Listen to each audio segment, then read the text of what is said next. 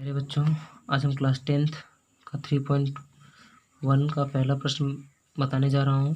प्रश्न बोल रहा है, आफ्ताब अपनी पुत्री से कहता है 7 वर्ष पूर्व मैं तुमसे 7 गुनी आयु का था। मतलब 7 साल पहले वो अपनी पुत्री से 7 गुनी आयु का था।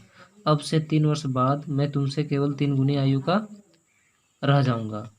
इस स्थिति को बीजगणितीय एवं ग्राफीय रूपों में व्यक्त कीजिए। तो सबसे पहले हमको समझना ये है कि अगर किसी व्यक्ति का वर्तमान उम्र आज 30 वर्ष है तो 7 साल पहले मतलब माइनस करना होगा। 7 साल पहले इसका उम्र कितना था? 23 साल। तो सबसे पहली बात है, हमको यहाँ मालूम नहीं है कि आफ्ताब का वर्तमान आयु क्या है, तो माना कि आफ्ताब का वर्तमान आयु बराबर x वर्ष। पुत्री का भी मानना होगा, तो पुत्री का वर्तमान आयु बराबर y वर्ष। उसके बाद प्रश्न से क्या बोल रहा है यहाँ पे बोल क्या रहा है? 7 वर्ष पूर्व। 7 वर्ष पूर्व मतलब कहने का मतलब क्या है? पहले। 7 साल पहले की बात बता रहा है। अगर किसी व्यक्ति का उम्र 30 साल है तो 7 साल इसका उम्र कितना होगा? 23 वर्ष। तो यहाँ पे 30 के जगह पे हम माने क्या हैं? x माने हैं, तो x में से 7 माइनस करना होगा। तो उसी टाइप से यहाँ लिखेंगे 7 वर्ष पूर्व आफ्ताब का आयु। 7 साल पहले इसका आयु कितना होगा? जो वर्तमान में है उसमें से 7 साल माइनस कर देंगे। उसी तरह पुत्री का भी आयु क्या हो जाएगा? वर्तमान में y है तो माइनस 7 वर्ष करना होगा। अब यहाँ पे प्रश्न से बोल रहा है। अब प्रश्न से क्या बोल रहा है? प्रश्न से बोल रहा है कि 7 वर्ष पूर्व मैं तुमसे 7 गुनी आयु का था। तो यहाँ पे प्रश्न से देखिए x माइनस 7 जो है y माइनस 7 से, मतलब बाप जो है बेटी से कितना उम्र गुनी था? 7 गुनी आयु का था ये। तो यहाँ पे आफ्ताब ये है, पुत्री ये है, तो पुत्री की उम्र से जो है आफ्ताब 7 वर्ष 7 गुनी आयु का था। तो इसको 7 गुनी आयु बराबर मतलब क्या होता है? जितना इधर उतना इधर। तो बेटी का उम्र को बाप के उम्र के बराबर लाने के लिए 7 से गुना करना होगा। क्यों? क्योंकि ये 7 गुनी आयु का ऑलरेडी है। तो x माइनस 7 बराबर 7 को y से गुना करेंगे 7y माइनस 7 सते 49। तो x माइनस क्यों? 7y को उठा के इधर लेके आएंगे, माइनस 7y बराबर ऑलरेडी पहले से 49 माइनस में है प्लस 7। तो x माइनस 7y बराबर माइनस 42। ये हमारा निकल जाएगा समीकरण 1। उसके बाद पुनः फिर क्या बोल रहा है प्रश्न में? अब से 3 वर्ष बाद मैं तुमसे केवल 3 गुनी आयु का रह जाऊंगा। आफ्ताब बोलता है कि अब से, अभी जो उम्र है उससे 3 वर्ष बाद कितनी आयु का रह जाएगा? 3 गुनी आयु का रह जाएगा। तो पुनः में लिखिए यहाँ पे 3 वर्ष बाद, अभी से 3 वर्ष बाद। तो 3 वर्ष बाद में क्या हो जाएगा आफ्ताब का उम्र?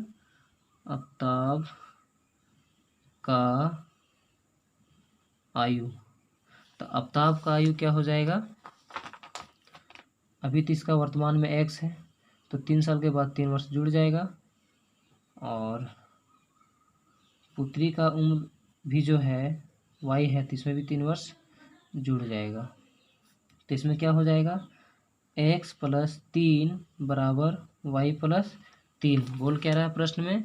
3 वर्ष बाद मैं तुमसे केवल 3 गुनी आयु का रह जाऊंगा। 3 गुनी आयु का ही रह जाएगा। तो ऑलरेडी ये 3 गुना अपनी बेटी से बड़ा है, तो बेटी का उम्र बाप की उम्र के बराबर लाने के लिए 3 से गुना करना होगा।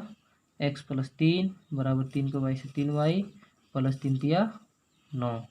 तो x माइनस 3y बराबर 9 माइनस 3, तो हो जाएगा x माइनस 3y बराबर 6। समीकरण ये हमारा हो जाएगा 2। अब क्या करना है? इसी को बनाना है ग्राफीय विधि से। तो लिखिए यहाँ पे, अब ग्राफीय विधि से। तो ग्राफीय विधि से लिखिए समीकरण 1 से। 1 में क्या है? 1 में देखिए x माइनस 7y बराबर 42 लिख दीजिए यहाँ पे। X minus 7y is equal to -42। इसको हम लोग सॉल्व करेंगे तो एक्स बराबर -42 प्लस 7y। इसका टेबल ले लेंगे, कम से कम 3 ठो हल इसका निकालना है ताकि ग्राफ बनाने में आसानी हो। 2 में भी ग्राफ निकल जाएगा, लेकिन 2 मान में मालूम हमको नहीं चल पाएगा कि गलत बना रहे हैं या सही बना रहे हैं। लेकिन 3 अगर निकालेंगे तो हमें खुद मालूम चल जाए कि हम गलत बना रहे हैं या सही बना रहे हैं। अब यहाँ पे देखिए इसका वैल्यू निकालते हैं। इसका वैल्यू कैसे निकालेंगे? अब देखिए यहाँ पे y का वैल्यू बैठाएंगे तो x का वैल्यू निकलेगा। सपोज अगर y का वैल्यू हम 0 बैठाएंगे तो क्या हो जाएगा, 7 को 0 गुना करेंगे 0 हो जाएगा। किस तरह से होगा 0? देखिए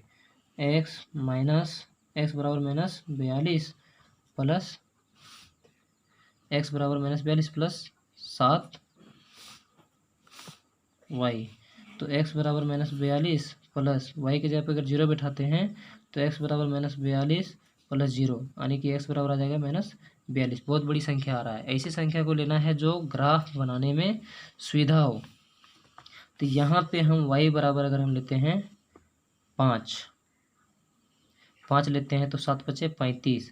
अब -42 में से 35 जाएगा तो -7।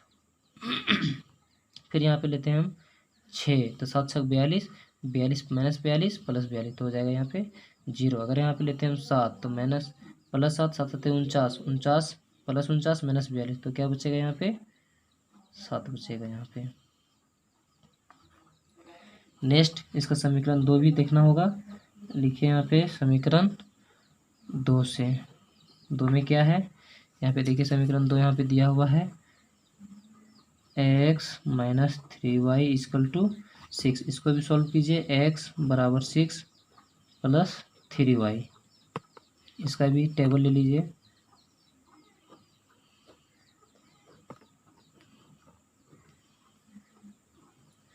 एक्स वाई, यहाँ भी y का वैल्यू बैठाएंगे तो x का निकलेगा। सपोज में अगर y का वैल्यू हम बैठाते हैं 0 तो 3 का पड़ा 0 बार 0 0 और 6 हो जाएगा।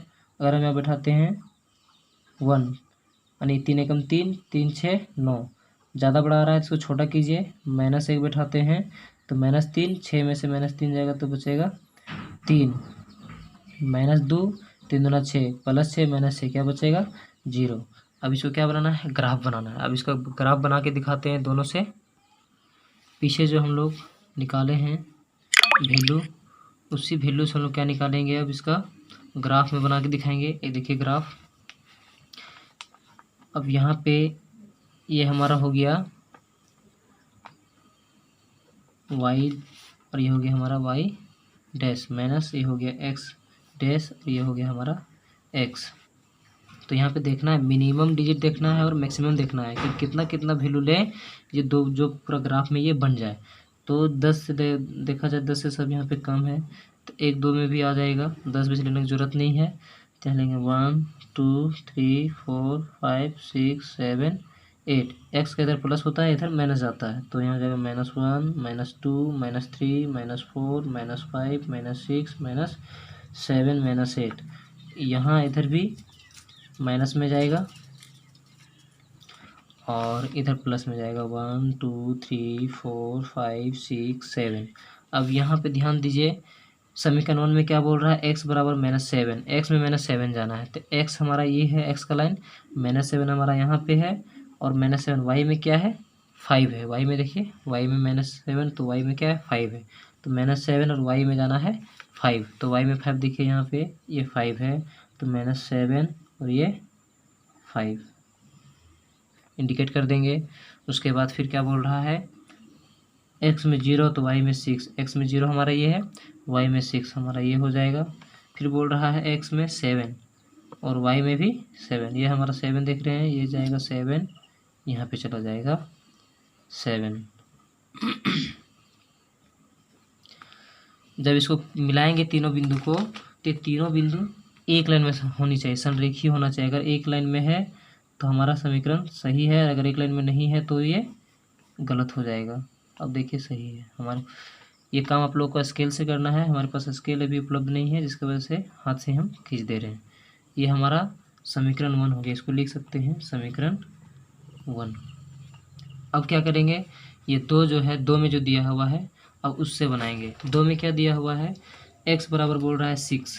अब x में जाएंगे हम लोग 6 प्लस 6, तो प्लस 6 हमारा यहाँ पे x में है, और y में बोल रहा है 0, तो y में 0 यहीं पे हो जाएगा। फिर दूसरा में बोल रहा है x बराबर 3 और y बराबर -1, तो -1 हमारा नीचे आ रहा है।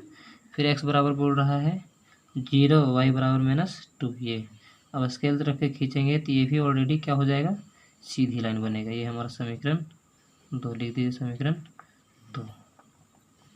ये हमारा चैप्टर फिनिश हो गया।